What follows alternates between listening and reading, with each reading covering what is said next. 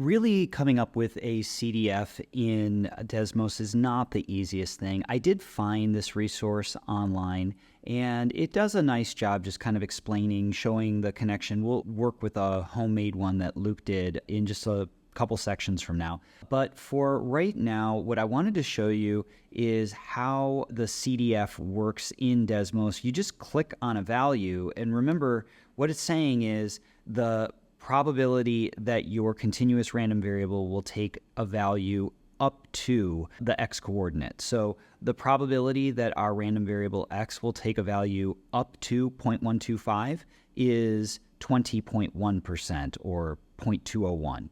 Here, if I just click, the probability that my random variable x will take a value up to 0.84 is 78%.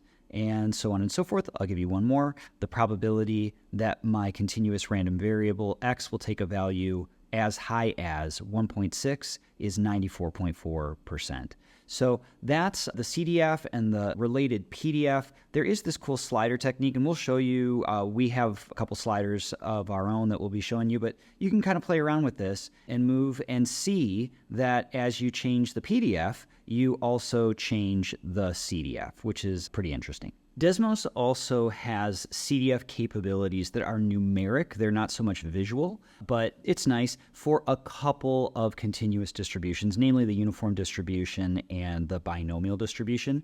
And so what I did is I came up here and I just typed in uniform dist and then parentheses, and I get a PDF of a uniform probability density function, and I put in the low value that my distribution can take, comma, the high value. So if I say my random variable can take any value between 2, comma, and 5, well, that will determine the PDF, lower value, upper value, and then it says here, it's in Spanish because of where we are right now. It says, hey, if you want to work with a CDF, click this button.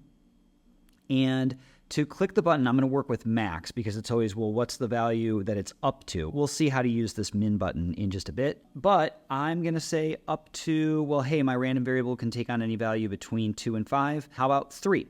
And there is a 33% chance, 0.333, that my random variable will take a value as high as 3. Or what about 3.5? Okay, well, there's a 50% chance. Or what about 4? Then there's a 0.667% chance. Now remember, the upper bound is 5. So what if I put in something like 6?